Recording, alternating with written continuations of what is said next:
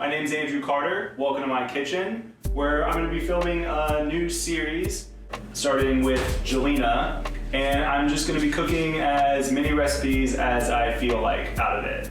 Alright, cool. Let's get going.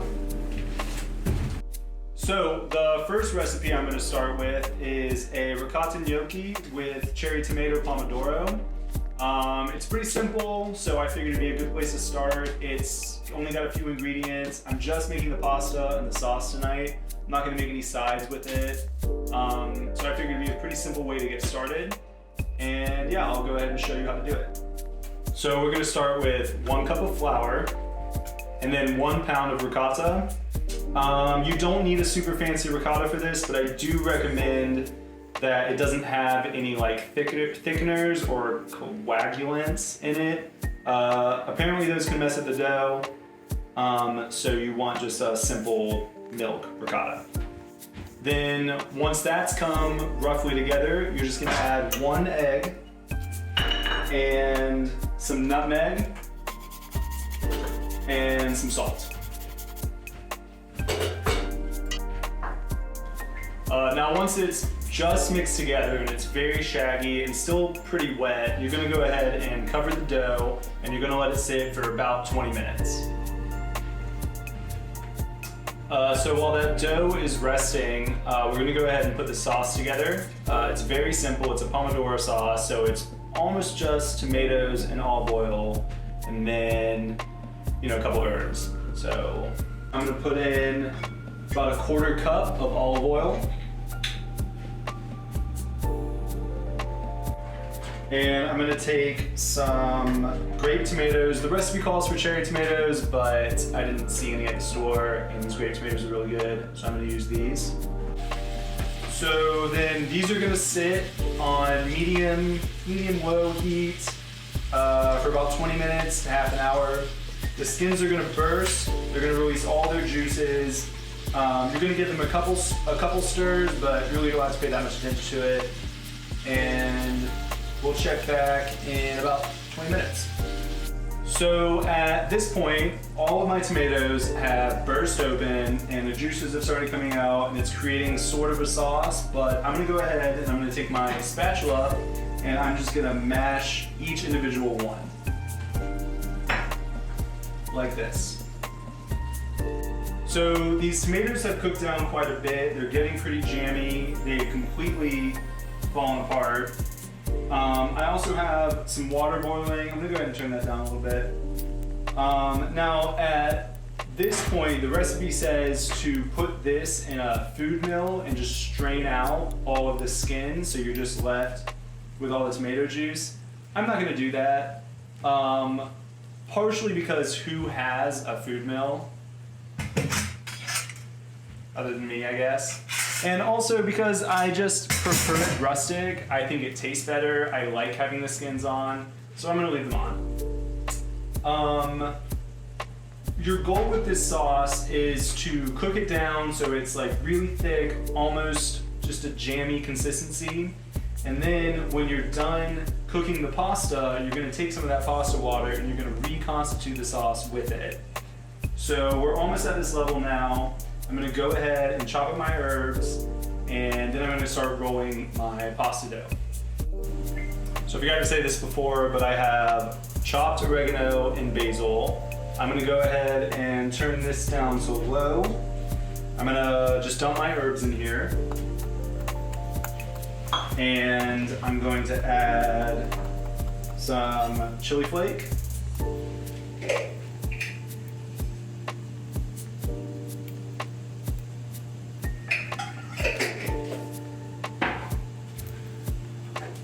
And then a nice pinch of salt.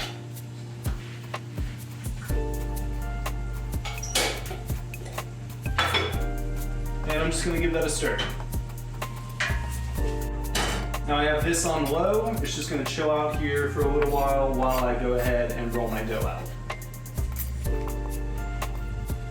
Now, when it comes to rolling this dough out, you're gonna go ahead and you're going to flour your work surface, and you're gonna take your dough and you're gonna start rolling it into about an inch thick log. And then from that point, you're just gonna cut off maybe half an inch, maybe inch diameter little squares or little logs, and you're just gonna go. Now, I'm fully aware that those came out a little bit ugly. I don't really think it matters that much. They're still gonna taste really good. I've never made them before, so, you know, you gotta try something new. Now I'm gonna go ahead and drop them in my boiling water, which I'm gonna add salt to first. They're not gonna cook very long, maybe 2 minutes. You'll know they're ready because they will rise to the top. As soon as all of them are floating on the surface, you can go ahead and dump them straight into your sauce.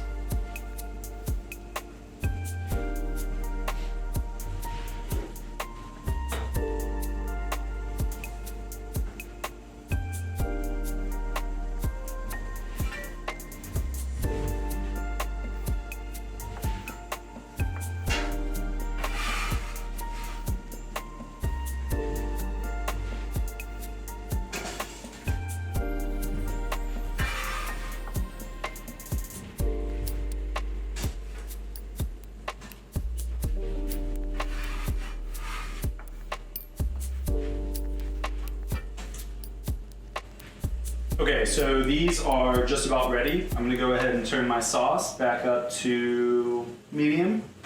I'm gonna take my spider and I'm gonna dump these right into the sauce.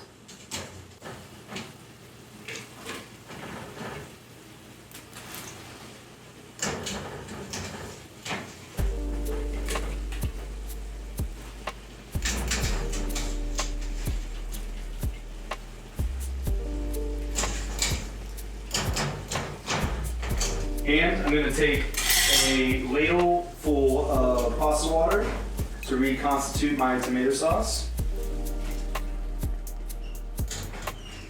And I'm gonna go ahead and start stirring this until everything is incorporated and combined.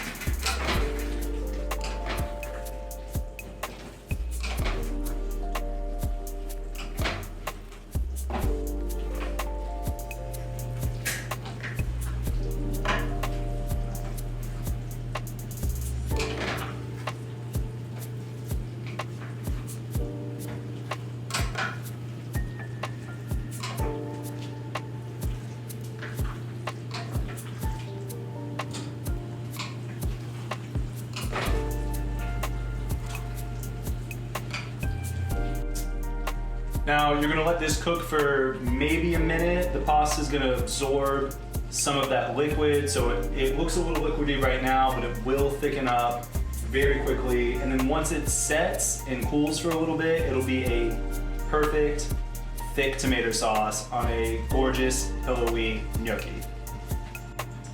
All right, now I'm just gonna go ahead and plate this up.